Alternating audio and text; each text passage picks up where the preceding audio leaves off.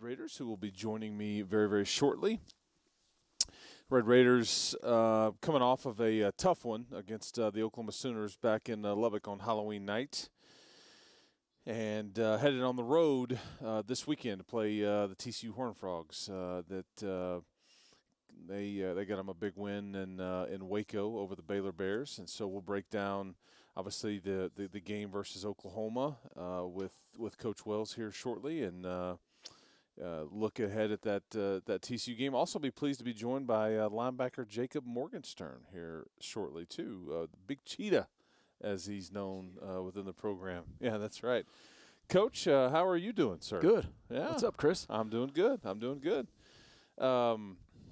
So we mentioned odd game last weekend in that, man, great first drive, and then it just it's like it.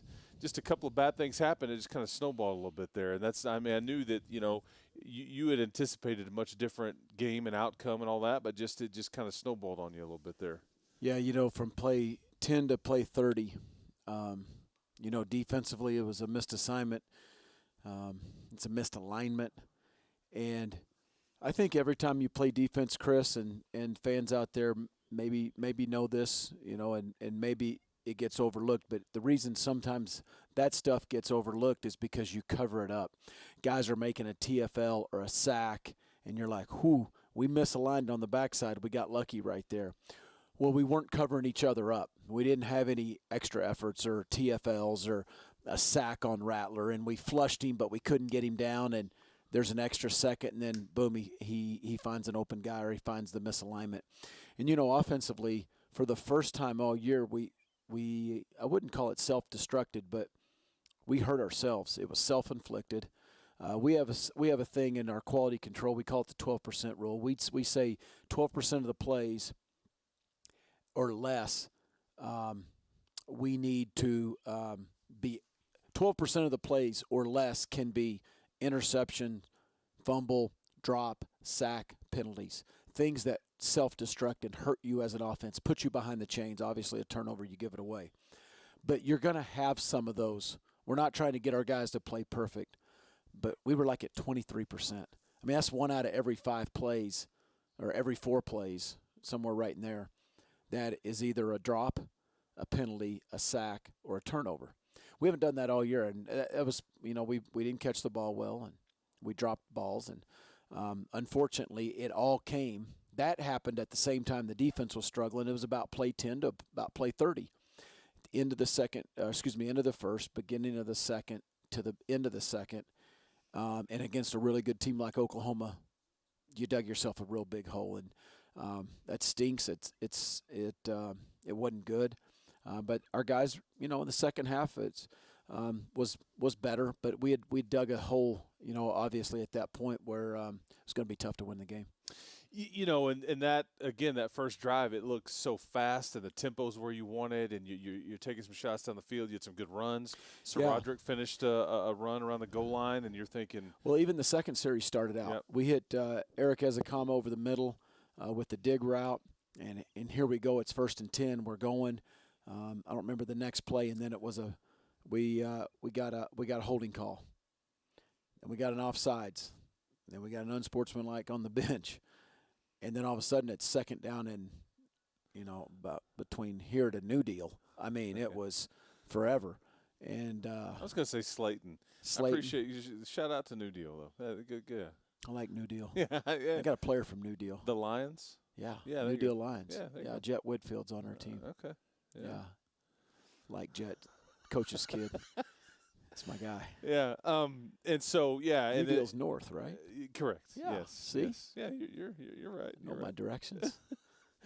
Yeah, and Right, so those two, I asked you this after the game because you always try to, and that's not necessarily fair from whether it's broadcaster or media or whoever, but it's like, okay, interception out there, is that on the quarterback? Is that receiver? Is that That's a fair DB question. making a play? Yeah. And I think that it was just fastball, but got hands on it, just got to catch them. Yeah, I stand behind my statement after the game. I said we have to catch those balls. Yeah. One of them was a little bit behind the receiver. Chris, we throw and catch every day. We throw and catch more than anybody in the country. Our guys got good hands. Our guys make tough catches. We got to make those catches, and we will. We'll be fine. And go through that throughout the week. Like, what do you work on throws and catches? Not just practice, but I mean, people always, hey, what are all the drills that the receivers use? Just jugs, tennis ball. It's so repetitive. Right. I mean, it's muscle memory, and Yost and what we do on offense. It's really scripted. I mean, the way we warm up, the way our receivers warm up. We do what's called pat and go, and they have the same slant routes. We work on our hands. We work on getting off releases, catch, tuck. Eyes, we say eyes to the tuck, so we take our eyes to the tuck. That over-exaggerates your eyes to catch it with your eyes. Front tip, top half of the ball. We go to fade balls. We throw fade balls every day. That's why we throw them pretty good in the games. We teach receivers how to hold the line, how to catch it over your outside shoulder, how to hold off the defender. We practice, back shoulder catches. We throw our routes on air. We practice spot routes over the middle where quarterbacks are throwing to different shoulders. The receivers have to trust them. Receivers, tight ends, running backs all the time. We do ball security a lot. And if the fans could come out and watch, and unfortunately we can't because we're all closed, and we like to open up during training camp and even some spring ball, but you'll see a lot of drills just over and over again. And when I say I'm kind of surprised we had that many drops, I am, because we don't drop the ball. And we do all the catch and drop charts, and you see patterns, and I look for them every night. Every night I get a report on my desk, and Chris, we just haven't had it, and it was a bad storm. It all came at the same time. And penalties, it's not something you guys have committed a ton of at all. I mean, the least penalized team in the league. I think you had, on average, you're coming into the game averaging about 40 penalty yards a game. It's like you had that almost on the one drive. Yeah, I was responsible for 15 of it. You ever gotten a penalty before? I've never seen a head coach be penalized before. That was a first for me. Yeah, it has happened. I was a little surprised. Hadn't been warned. Okay, and I've never. I've been in the league a year and a half. Never been warned. Our sidelines never been warned. I think our coaches do a good job of staying back. I shouldn't have been on the field, and wasn't as far as they said I was. It wasn't as far as maybe because the film's going to show it. Yeah, I was 5 yards out, yeah. and I need to be better, and that's I admitted it to our team. I told our guys that's on me. That's my fault, and how can we have to respond to adversity in a championship manner, and I need to hold my cool better. But I was fighting for my players, and I'm going to always do that. And I think that they saw that passion, and they know that, and went over the line. I shouldn't have been on the field. Got my point across, and we you move on. And I don't think the ref's wrong for throwing the flag, but the point's made that I haven't had a warning in a year and a half. Yeah. So I thought it came a little quick, and everybody gets held to that same standard. We're all good. After the fact, do you make up with the official? Like, does he, hey man, No, I think it's very professional. Okay. I've had that. I've had those guys 7-8 years now. I think that particular one at least 4 or 5 times. Okay. Going way back. But no, it really wasn't even what I said. It was just the mere fact that I was on the field. Yeah. I watched him. I'm like, well, what's just. Yeah. So let's go. Like Travis Kuntz, big play, 75-yarder. Yeah. Chadarius Townsend in the second half had a big 41-yard run. So there's a few bright spots from some guys offensively that aren't used to seeing the end zone yet. Or in Chad's case. Yeah, both those guys first career touchdown. Correct. Right? Yeah. Yes. Yeah. So what did you see on the tight end? Because I mean that's a long way for a big boy like that to run. Well, I'm gonna tell you what, he turned the Jets on. I don't know if we all knew he was that fast. If it had been 80 yards, he maybe showed some. Yeah. It was just the perfect distance, wasn't it? That's right. He was did. just He showed fast some enough. speed. Yeah. He showed some speed and some competitiveness there at the end to get his tail into the end zone, and that's 255 pounds. But it was a throwback off a play action, off a drag, and really kind of a drag and go, and it's designed for zone coverage to kind of get lost on the backside, and the back did a nice job of holding the flat defender, and then Travis got right behind him, and it was great protection, and Henry found him. And then Chadarius, he'd missed the game before, but you guys have talked about just his speed when he gets it and it gets that second level. I mean, he's gonna cause some damage. Yeah, we're gonna need all these backs.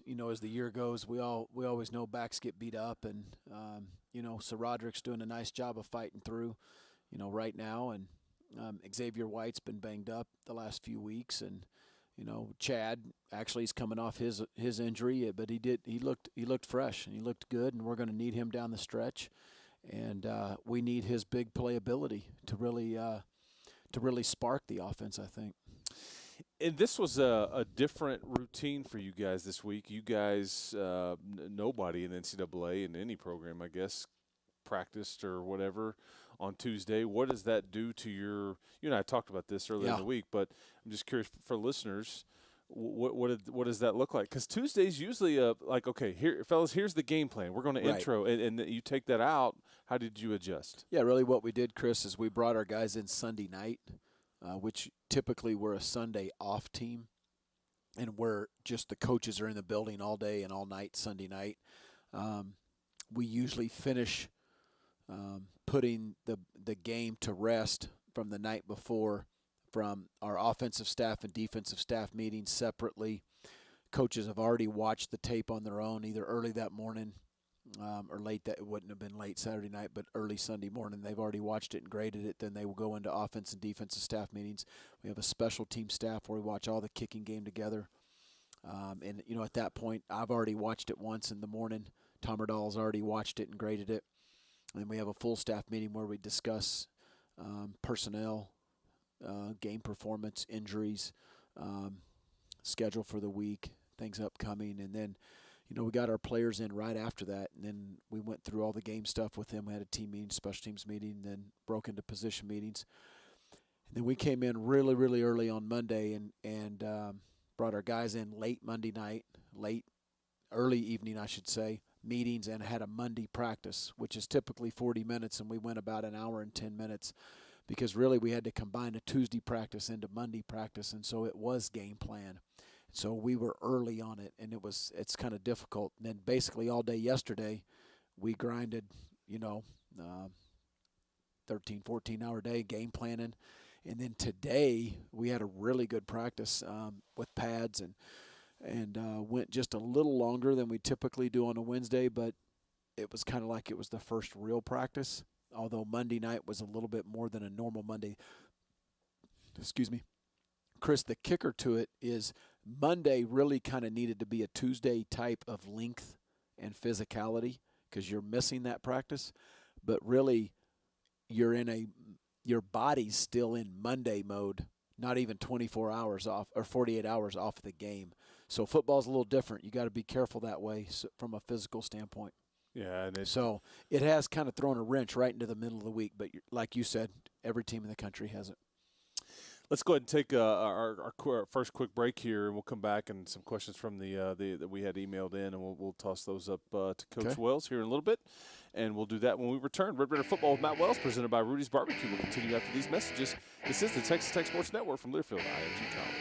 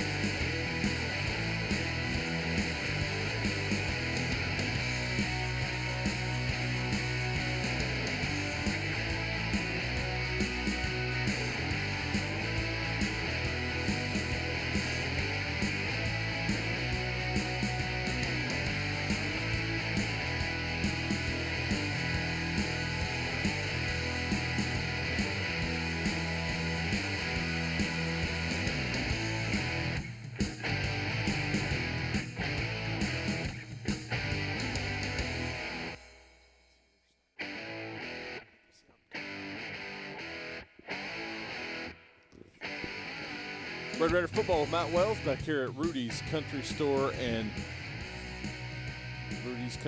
Barbecue. There you go. Make sure, because I'm really not there. We're not there, Yeah, Chris. we're at the United Supermarket Arena. It's the virtual Rudy's Country Store and Barbecue. We need to make sure you go take care of the folks over at Rudy's. In fact, make a football move over to Rudy's.com to place your curbside pickup order.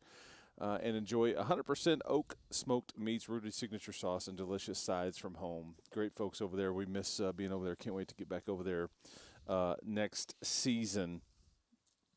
So some questions here from just emails. New upgrades to the FTF or anything, is there a timetable there? FTF, for those that don't know, that's general vernacular around here, but that's the football training facility is what I think most Tech fans refer to it as. So people are curious about upgrades or expansion or whatever else. Yeah, I'm hopeful that'll take place soon. I don't have a time. COVID's thrown a little bit of a wrench into that. Everything. Yeah. Everything, mainly like building and that's the renovation. next step. That's the next building project that we need, and we need. It's not going to be a renovation. It's going to be a complete tear down, build back up, and we were pretty knee deep into the plans through the spring and even the early summer, but obviously COVID, curveballs, and all that, and so it's a little bit in a waiting mode right now, but it definitely is in the works, and we need it. We need it soon. And explain that from a recruiting standpoint. I know what it would mean for your everyday player that spends their time over there. Yeah. We're across the street from what basketball is about to get for the men's and women's basketball teams, but that's where those players spend their time. Yeah, Chris, I would say it's absolutely equal from a development standpoint for our players, because that's going to be a facility, the locker room, the training room, all the rehab, the players' lounge, our meeting rooms, everything that we can do to enhance their experience here physically, mentally, all that kind of stuff. And they're every day where they're going to be. We're going to eat there, everything. And equally as so, you need it for recruiting. You need it because, quite frankly, everybody else has one. And but I don't look at it as just recruiting. I look at it for our coaches and our players because I think we need to be a development program, and it'll have development and our players written all over it, and it'll be a big time facility. And I've enjoyed working with our team on those plans, and I'm hopeful that we can break ground soon. Let's see. How do you decide who returns kickoffs and punts, and how many try out for those positions? Oh, we don't really have. I wouldn't call them tryouts, but we certainly. Hey, who wants to be a tryout for punt return today? Come over here. Yeah, kick Morganstern return, would. Yeah, he would be in line. Yeah. Serious candidates only. You offensive line guys can't. But how does that work? Well, I mean, we work it every day. Okay. Those guys catch kicks every day and kick off, and you start whittling down during training camp and have a feel already. Probably you do, and you've got a pool of guys that you work with for kickoff return, and a pool of guys you work with for punt return, and we've had some injuries. We've had some guys be injured. Miles Price is a guy about 3 weeks ago. We were about ready to really gear up in both kickoff return and punt return, and then you look up and he's your number one starting slot, and he's about to play 50, 60 snaps because we had 3 other guys hurt at that position, so I'm not ready to use him on kickoff return There yet. was one game where he was the starter and the only slot receiver. Yes, he was. So injuries have played a part there a little bit, and I don't like using a ton. I like to get 1 or 2 guys and really get into a good rotation. Zach McPherson and Caden Leggett have both done a great job in what we call our off returner, so it's not the primary returner, and where it has a little bit of a return role but a little bit more of a blocking role. They've done a great job. Adrian Fry has been very consistent as a punt returner. Chooks is a guy that played back there last year, and he is very, very sure-handed. We've used a ton of guys, and honestly, we're still looking for that guy at kickoff return. Keyshawn's had some good experience and done a nice job back there, but he's been injured. And so we're getting some guys back, and we need to find a consistent kickoff returner. And kickoff returns a rhythm. It's really a unit that I've got a lot of experience with, but you have to have confidence. You have to have a rhythm in terms of how right when you hit the return. But, we need more production there. We really do in the kickoff return. Punt return, it's not very many teams getting punt returns, although we're about to face a team that's explosive in the punt return game anymore just because of how guys are punting. Because there's a fearless quality to being a returner anyway. But punt returner, as you said, more often than not, I need somebody that will simply field it and not I don't know, better way to say it, but don't mess it up. And you just want to field it. You want to retain possession of the football. Exactly. Yeah. We're not worried about make you miss and all that as much as I am. Let somebody sure-handed, because that's a hard job. Well, staring up and it's arguably the hardest job on the football team. Okay. I'd put it right there with playing quarterback, but it's a different hard. It's because it is a fearless. You're putting your chin up in the air. Yeah, that's a different way to put it. And that ball is falling out of the night, out of the sky. And there's people bearing down on you. And there's all kinds of sounds that are happening, and you don't see anything.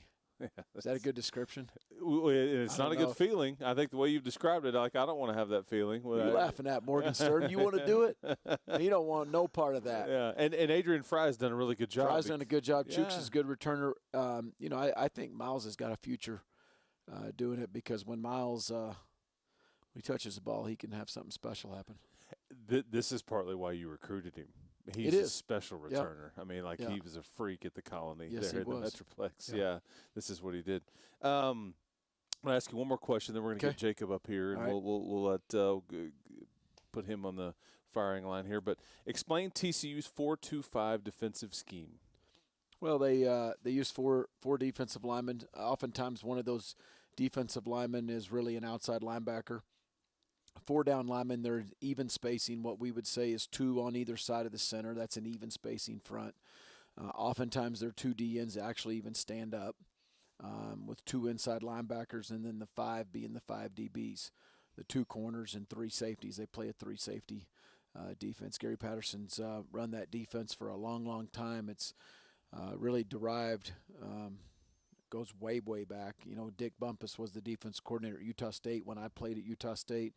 Coach Patterson was the safeties coach when I played, and you know he's expanded and you know over the years, and I got a lot of respect for Coach P and what they've done there. They've been very consistent on defense.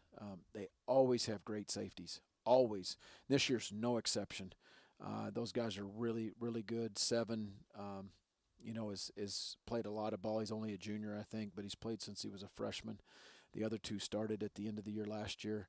He's responsible for the safeties, and they do a good job. So that's a 4-2-5 in terms of the alignment. 4 down linemen. The two on the edge stand up most of the time, 2 backers, 5 DBs.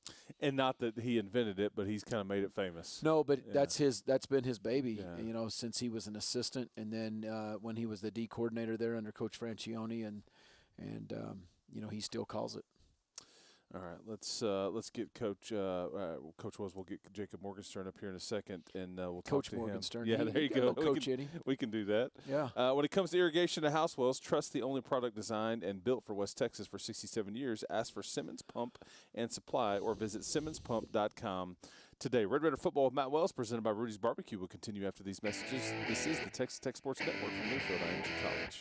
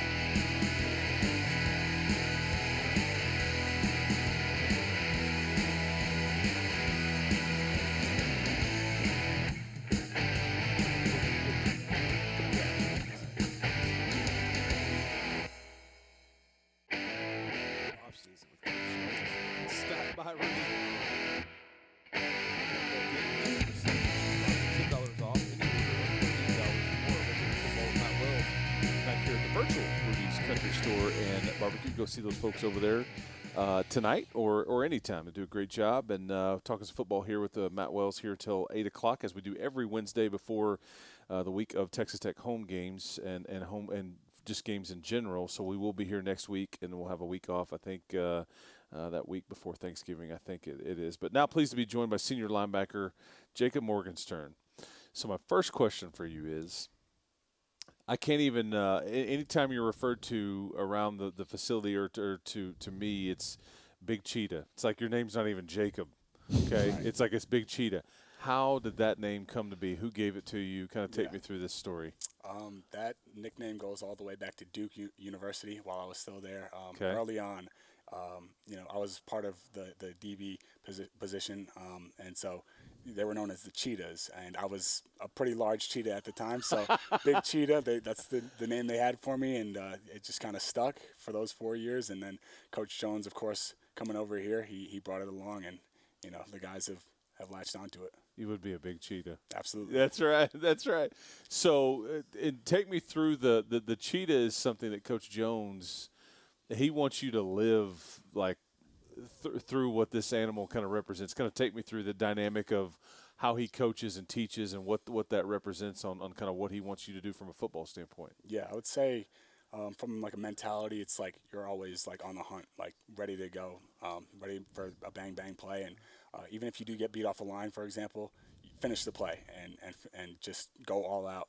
That's just kind of the mentality. It's just all out all the time. You ever seen a cheetah in person?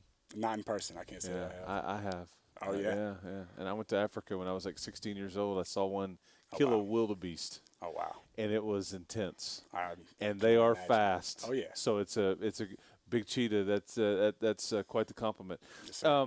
Take me through like the dynamic of, I think at Duke, I think you were more playing more inside linebacker, and here you're playing more outside. And this is just, it's been a great skill. Maybe I have that backwards, but this scheme really suits you, fits you for what your skill set is and what it's turned into. Yeah. So while I was at Duke, they kind of changed the defense after my freshman year. Okay. So I got moved to inside linebacker, essentially a will position, and I'm not a typical prototypical will linebacker. I was a little bit undersized, and so they didn't really have the ability to utilize me in there that much. But I feel like at Tech, Coach Patterson's given me a lot of opportunities to showcase my abilities off the edge, at Spur, at Sam, and I've loved it so far. Just I've learned so much more about defenses in general, and I'm getting more comfortable every week with the scheme.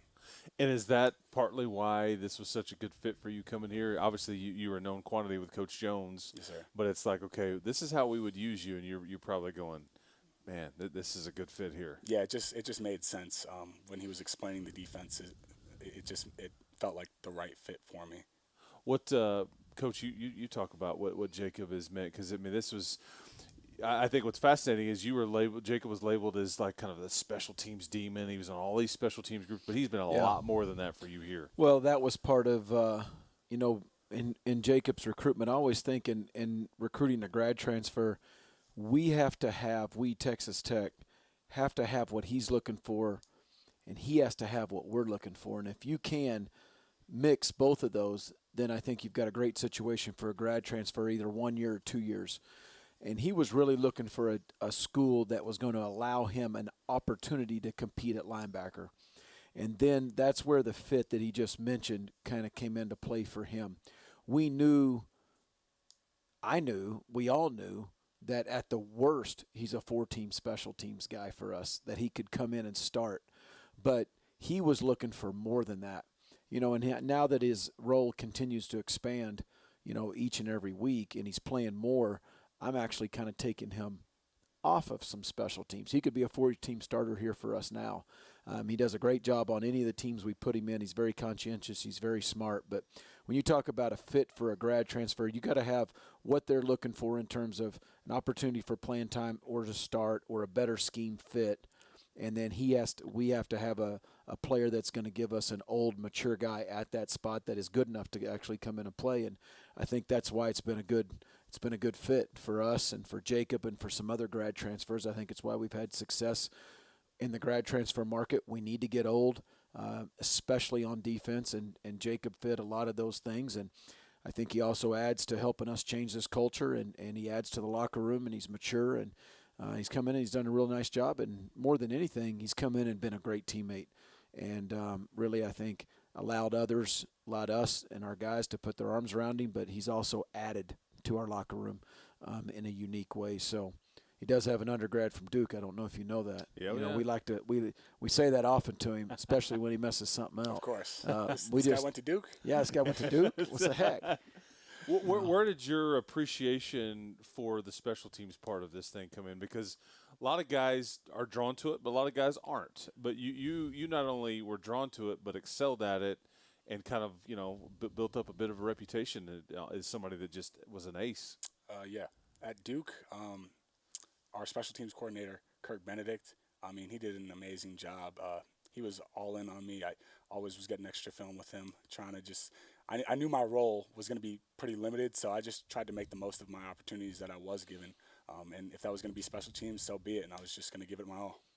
What's your relationship like with Coach Patterson? We always joke each week. He's like, man, Big Cheetah, man, he questions everything I teach him. I give him the right answers, but he's got to question everything. He's like, take me through that. I love KP. Yeah. He's going to get on my behind, but that's any coach. And, he's a great teacher, and I'm very appreciative to be learning from this staff. What's it like been playing in this conference? What did you know of this league from afar now that you're in the middle of it? Because this is different kind of football than other parts of the country. I think I learned pretty early against Texas that with the up-tempo offense, it was different. It was a different speed, a different pace. And I played almost like 100 plays that game, I think, with special teams. But you've got some explosive offenses and a lot of very talented teams and teams with a lot of depth. You go on the road this weekend. Tell me about Max Duggan, the quarterback at TCU. He's a guy that I've heard KP say it earlier in the week. He's like, man, he can not only run, he's fast. Mm-hmm. This is a dual threat guy, but these are the types of guys you're seeing week in and week out in this league. Absolutely, and it's going to be a challenge containing him, but I think this defense is up for the challenge. We know that he's athletic. He's going to be able to make some plays with his feet, but we're going to do our best to limit the damage and try to make him one-dimensional. If it's not Big Cheetah, who else has got the best nickname on the team? There's a few good ones. Easy for Eric Ezukama. Okay. The Rabbit, of course. Yes. Any other good ones, good. Coach Will? J Boogie. J Bug. Come on, that's classic. Now Kuntz, do y'all call him Iceman? Like that was like his thing coming out of junior college. I think was like. I think he calls himself Iceman. Oh, okay. I haven't heard that one. Yeah, I don't know if that's like there was a pro wrestler named the Iceman, or there's like the guy in Top Gun, that movie, the Iceman. I'm trying to think of there's no other nicknames though that you can think of. I think those are the cream of the crop right well, there. you probably got the best one then, man. It's like I'd like to think so. Yeah, you're the title holder there on the best nickname. Do you like playing on the road? As much fun as it is playing at home games, it's kind of fun to go on the road with your brothers too. Absolutely. I'm guessing. And just go to war with those guys, and honestly make the other fans kind of they start off chirping and whatnot, and just to hear entire stadium go silent is a good feeling. How weird has this been where these stadiums are not because of the situation that we're all in? It's so different, and is that becoming normal in some ways? Yeah, it's a little bit strange, and at first you notice it, but once the game starts, you really just focus on what's going on between the lines, really. Yeah, block it all out. Yeah. It's kind of fun though on the road though, because usually you go in and there's 50,000 or 60,000 or 80,000, and it's like road team, and it's like, hey man, nobody's here. Right. Yeah, so we can hear ourselves. Exactly. Hear the calls. It's a little bit easier. What's it been like? Like, who's kind of taken you under their wing from the standpoint of like Lubbock and here's everything around Tech and all those things? Is there anybody on the team that was already here that's kind of like you've befriended, or have you just kind of hung out with more of the other grad transfer guys that y'all were going through it the same way? I think in the summer mostly I was hanging out with Rico a lot. And, okay. On top of showing me around, he's just been very helpful in teaching me more about our defense and just helping me along the way, and Kosai Eldridge as well. Those two have been, I think, instrumental in me being able to learn as much as I've had. Paying it forward, kind of. Exactly. Yeah, that's good. Well, man, hey, stay healthy, okay, Yes, and be good and stay healthy and keep giving KP a hard time. Absolutely. I would appreciate it greatly. Yes, sir. Okay. All right. Hey, Good job, and our ratings clearly went up on the show. No doubt. Yeah, there's just no doubt. There's no doubt. For sure. All right, we'll go ahead and take another Good job, quick man. break. All right. B Equipment Sales is the go-to construction and compaction equipment dealer in West Texas. Call today or go online at beequipmentsales.com for all your equipment parts, service, and repair needs. Red Raider Football with Matt Wells, presented by Rudy's Barbecue. We'll continue after these messages. This is the Texas Tech Sports Network from Deerfield IMG College.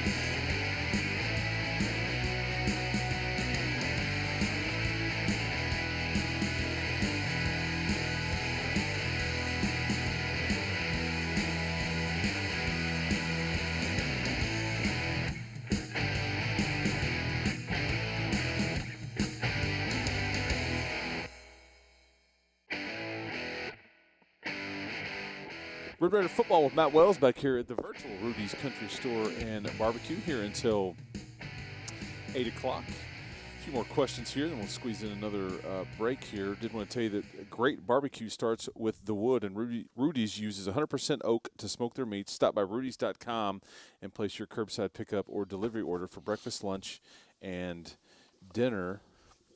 So a few more questions here, Coach, from if I get my papers right here. There we go. Would you ever consider rotating QBs in a game? And have you ever done that before?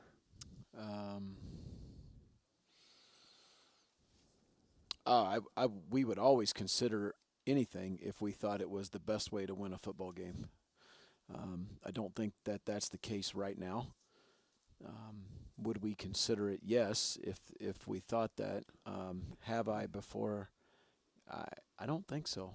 For a while there, remember with Jordan, when Jordan Jordan was Love at Utah State, yeah. When he was a redshirt freshman, it was a pretty close battle coming out of training camp. And the other guy was a returning starter, and we went with him. But we always, we made sure we scripted in Jordan playing in the third or fourth series, the end of the first quarter, beginning of the second quarter. And then, after 3 or 4 straight games, it was evident that the guy earned, a little bit more playing time. And then we eventually made the change. Similar situation here when we were struggling, and the other guy, really wasn't all his fault. And Jordan kind of took the reins and ran with it. But that wouldn't really call that.